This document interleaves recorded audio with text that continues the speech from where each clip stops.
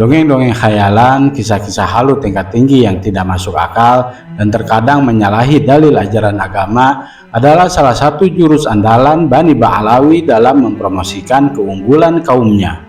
Dongeng-dongeng khurafat dan tahayul yang menceritakan karomah-karomah para imam-imam pendahulu mereka menjadi sebuah teknik atau strategi dalam mempesona dan memikat umat agar menjadi pengikutnya yang fanatik, setia dan senantiasa manut kepada mereka.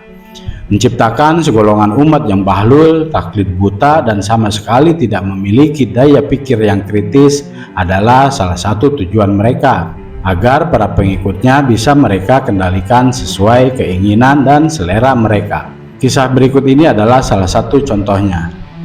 Syekh Ibrahim Baharwas dari Shibam, beliau menceritakan tentang karamat daripada Al-Imam Faqihil Muqaddam Muhammad bin Ali Ba'alawi. Beliau Faqihil Muqaddam adalah kakeknya para habaib, datuknya para habaib, Saggaf, Al-Idrus, Al-Habsyi, Al-Abbas, bin Jahab, Ibn Syekh Abu Bakar dan lain-lainnya. Beliau Ustadzul A'zam, guru besar, Syekhus Syuyuhus Syariah. Beliau adalah gurunya para guru-guru syariat. Beliau Qudwatul Muhaqqiqin, pedoman para ahli hakikat. Beliau Tajul A'immatul Arifin. Beliau adalah mahkota para ahli ma'rifat. Beliau dimakamkan di Zanbal. Dulu ada satu orang fasik, ada satu orang fajir. Ketika dia wafat, dia dikuburkan di dekat pemakaman para aulia. Ketika ini orang wafat, dia dikubur di dekat kuburnya orang-orang soleh. Salah satunya di situ ada kuburnya Faqihil Muqaddam Muhammad bin Ali Ba'alawi. Singkat cerita, karena ini orang fasik, ini orang fajir, ini orang fasik, maka dalam kubur dia disiksa oleh Munkar Nakir, saudara-saudara. Ketika dia sedang disiksa oleh Munkar Nakir, ketika dia sedang diazab oleh Munkar Nakir, tiba-tiba Faqihil Muqaddam Muhammad bin Ali Ba'alawi masuk ke dalam kuburnya itu orang. Faqihil Muqaddam berkata, ruh yang Munkar wa Nakir, pergi kamu wahai Munkar dan Nakir, jangan kamu siksa ini orang, jangan kamu azab ini orang. Kamu azab dia, kamu siksa dia, kamu campuk dia, teriakan dia, jeritan dia mengganggu zikirku kepada Allah Subhanahu wa ta'ala.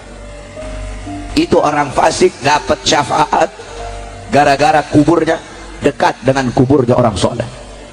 Dia dekat dengan orang soleh bukan semasa hidupnya, dia dekat ketika dia sudah wafat, kuburnya dekat dengan kuburnya orang soleh, dapat syafaat. Dari kisah tadi setidaknya ada 3 pertanyaan yang bisa kita ajukan. Pertama, kisah tadi menceritakan 2 orang yang sudah meninggalkan dunia yang fana ini. Mereka sudah meninggal, yaitu seorang yang fasik dan Imam Al-Faqihil Muqaddam. Kedua-duanya sudah meninggal.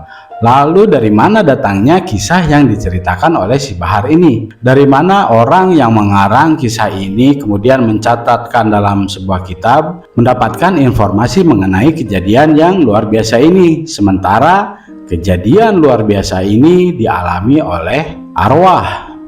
Kedua, malaikat Munkar dan Nakir dari golongan malaikat sebagaimana kita ketahui hanya menerima perintah dari Allah Subhanahu wa ta'ala. Hukuman atau siksa kubur terhadap seorang yang fasik tentunya adalah hukuman yang sudah ditetapkan oleh Allah Subhanahu wa ta'ala terhadap hambanya yang semasa hidupnya di dunia tidak taat kepada perintahnya.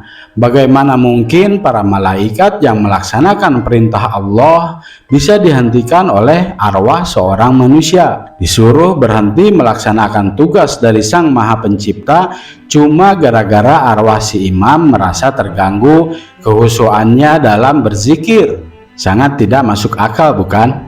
Ketiga, siksaan atau pahala, surga atau neraka sebagai balasan terhadap seorang manusia semuanya tergantung kepada amal dan perbuatannya semasa hidup di dunia. Bagaimana mungkin seorang yang fasik bisa terlepas dari siksa kubur hanya karena makamnya berada di dekat makam seorang imam Bani Ba'alawi? Bagaimana mungkin si fasik yang sedang disiksa itu auto mendapat syafaat hanya karena arwah si imam merasa terganggu dari kehusuannya berzikir? Bagaimana menurut saudara-saudara?